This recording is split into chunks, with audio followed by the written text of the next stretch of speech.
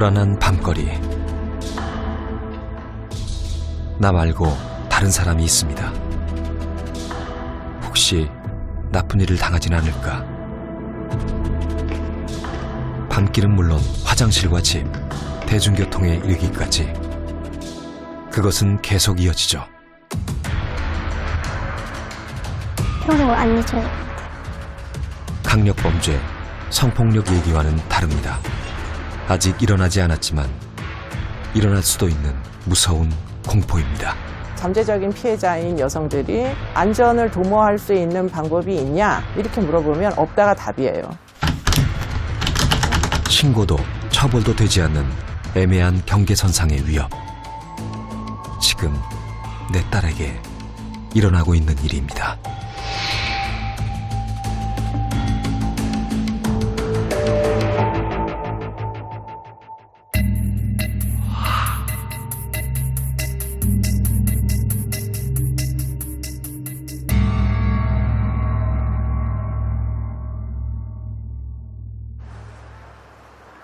숨어 지낸 지 4년째입니다.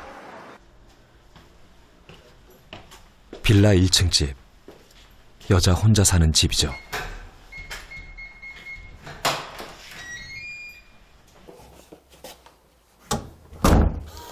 이중 잠금 장치. 작은 구멍조차 믿을 수 없습니다. 우유나 신문을 넣어주는 구멍도 더 이상 열리지 않습니다.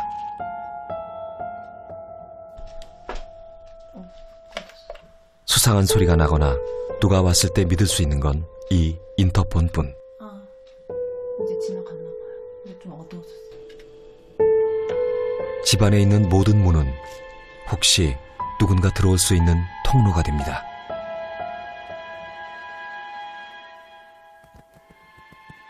올해 25살의 대학생 서연 씨. 이곳이 벌써 세 번째 집인데요. 매번 계약 기간이 끝나기도 전에 이사를 가야 했죠. 집이 편하기도 한데 어쨌든 가장 편한 공간이니까 가장 두려운 공간이기도 하죠. 누군가 들어왔을 때 대비하기 어려우니까.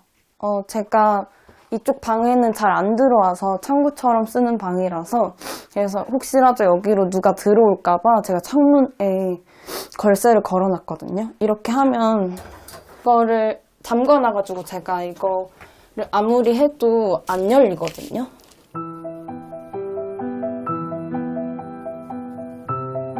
제가 이쪽에도 창문 걸쇠를 걸어놨는데 그것으로도 부족해 옷으로 한 번 더 막아놨습니다. 웬만해서는 열리지 않는 창문. 이중창에 방범창도 있지만 서연 씨네 집 창문은 환기 기능을 잃은 지 오래입니다.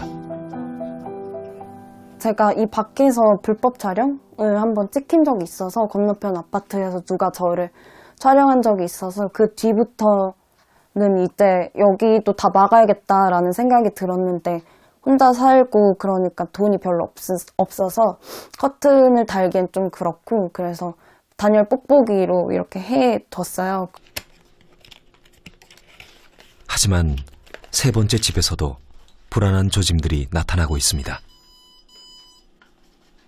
서연 씨는 이제 이 정도로도 안심할 수 없습니다.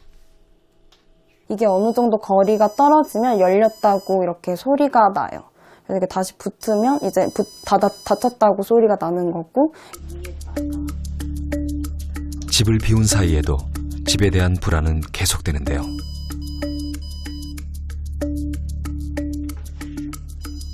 빈집에 누군가 침입자가 생기면 실시간 휴대전화 앱으로 알려줍니다.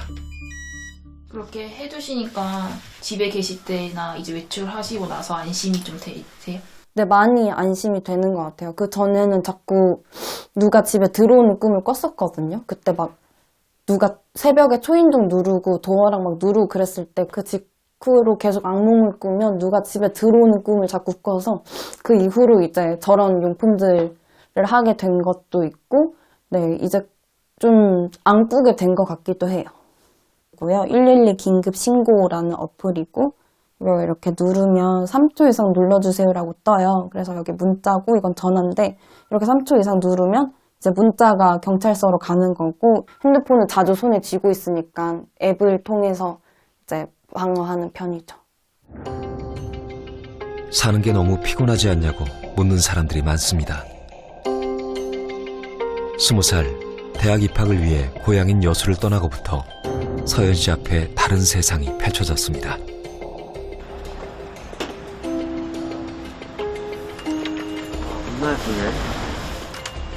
여느 날과 같았던 친구와의 귀갓길.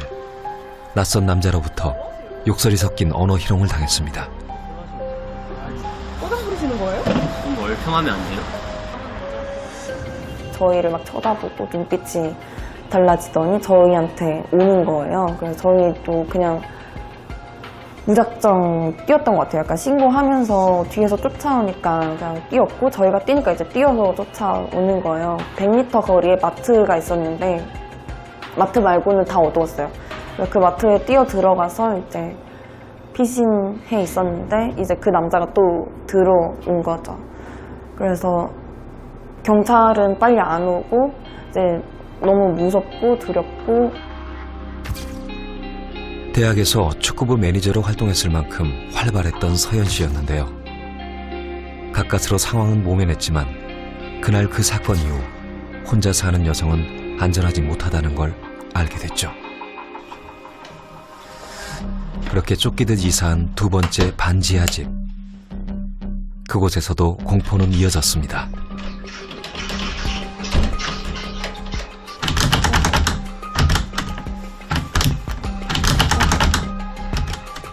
그렇게 그녀는 세 번째 이사를 준비해야 했죠.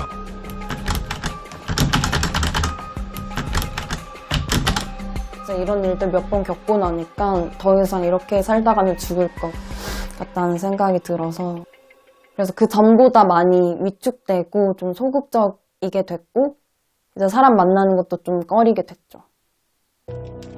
늦은 밤 혼자 돌아가는 손잡이를 본 적이 있으신가요? 만약 깜빡하고 문을 잠그지 않았다면 그날 어떤 일이 벌어졌을까요? 불안이 더 심해질 때는 약의 힘을 빌려야 합니다. 표적이 되지 말자. 그렇게 세상의 모든 문을 걸어 잠그고 살기로 한 서연 씨. 이제 곧 대학 졸업이지만 무엇을 할 수 있을지 막막합니다. 저 같은 불안을 잘 몰랐으면 좋겠어요. 많은 사람들이, 특히 많은 여성들이 제가 느끼는 불안을 느끼지 않았으면 좋겠고 오히려 더 둔감했으면 좋겠어요. 민감. 유독 서연 씨만 운이 나빴던 걸까요? 혼자 사는 삶은 늘 불안합니다. 혼자 사는 여성은 매년 증가하고 있는데요. 2018년 여성 1인 가구는 280만여 명. 여성들 중 63.8%가 사회 안전에 대한 불안감을 느끼고 있습니다. 이 불안감은 그저 막연한 것만은 아닙니다.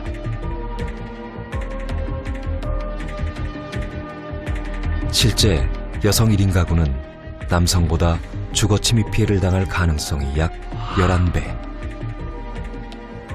범죄 희생자가 될 가능성이 약 2배 더 높습니다. 성폭력 같은 경우에는 여성 피해자가 거의 90% 이상이 여성 피해자거든요. 어떤 강력범죄에도 피해자의 성별이 이렇게 일방적으로 한쪽이 많은 경우는 거의 없어요. 뭐 성범죄라는 것 자체가 상당 부분 이제 힘의 불균형이 존재할 수밖에 없는 것이고, 그렇기 때문에 여성은 아무래도 뭐 신변보호가 쉽지가 않고 저항력도 떨어지고 이러다 보니까 뭐 피해자로 편입될 비율이 상대적으로 더 높을 수밖에 없을 것이고, 그래서 여성들이 범죄 피해의 희생양이 많이 되는 편이다, 남자들에 비해서, 이렇게 봐야 되겠죠. 택배요. 택배요? 저 시킨 거 없는데. 이거 사인 받아야 하는 거라서요. 일단 문 좀 열어보세요. 오빠, 뭐 시킨 거 있어?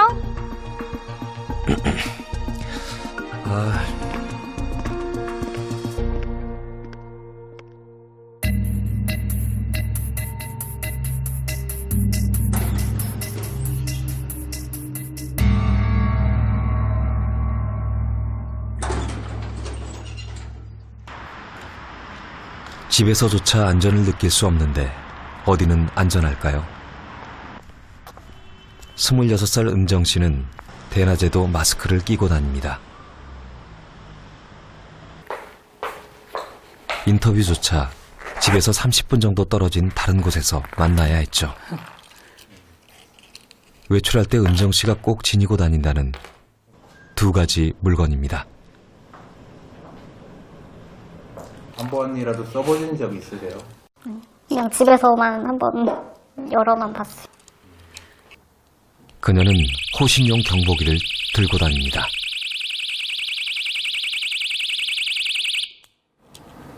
그런 것들 가지고 있으면 조금 안심이 되세요?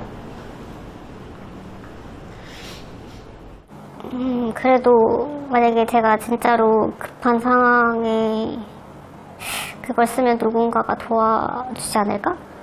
그런 생각을 해서 조금 안심이 되는 것 같아요. 그냥 생각해보면 좀 표적이 되고 싶지 않다는 마음인 것 같아요. 그래서 마스크를 계속 쓰고 다니는 것 같아요. 약간 뭔가 불안하고 무서운 것도 좀 있어서. 저녁 6시 이후에는 외출도 잘 하지 않는데요. 그녀는 엘리베이터에서 그와 단둘이 있게 됐죠. 가장 무서웠던 거는 그 사람이 제 집을 안다는 게 너무 많이 무서웠어요. 그래서 혹시나 찾아오면 어떡하지? 좀 그런 불안.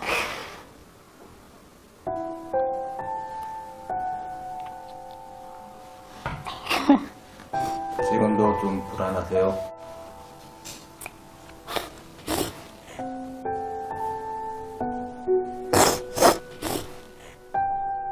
일 1년이 지났지만 여전히 두렵습니다.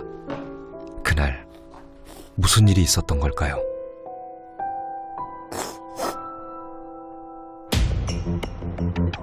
여느 날처럼 지하철을 타고 집에 가던 은정 씨. 누군가 따라오는 듯한 느낌을 받았습니다. 무서웠지만 섣불리 의심할 수도 없었는데요. 설마 했던 그 일이 일어났죠. 결국 그는 엘리베이터까지 쫓아왔는데요. 둘만 남은 밀폐된 공간. 그곳은 도망칠 곳도 없는 엘리베이터였습니다.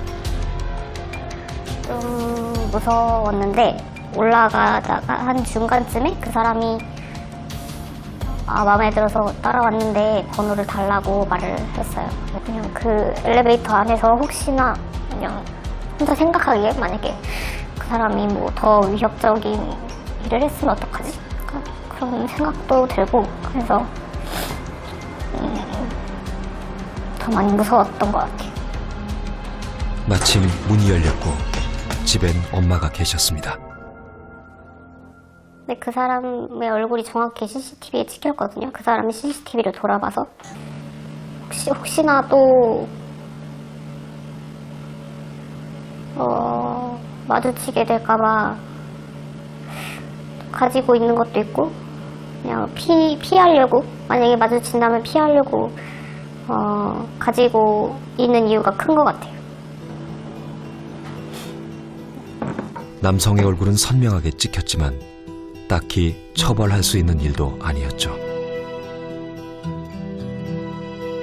남자들은 뭐라고 하냐면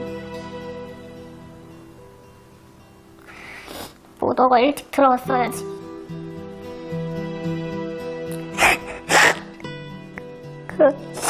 그런 얘기를 하는데 저는 그때 6시도 안 됐을 때였는데 그랬던 거고 또 그럼 너가 옷차림을 바꿔봐 이런 말을 했는데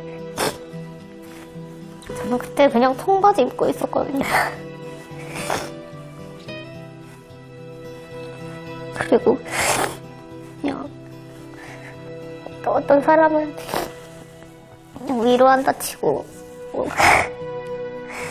뭐 너가 예뻐서 그래 뭐 이런 식으로 말을 하는데 근데 그런 말들이 다 그냥 여자가 잘못이 있어서 그런 거다.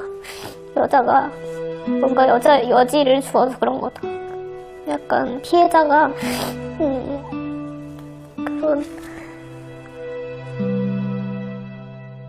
평범한 가정에서 착하게 자란 딸 은정 씨. 과연 그녀에게 무슨 잘못이 있나요?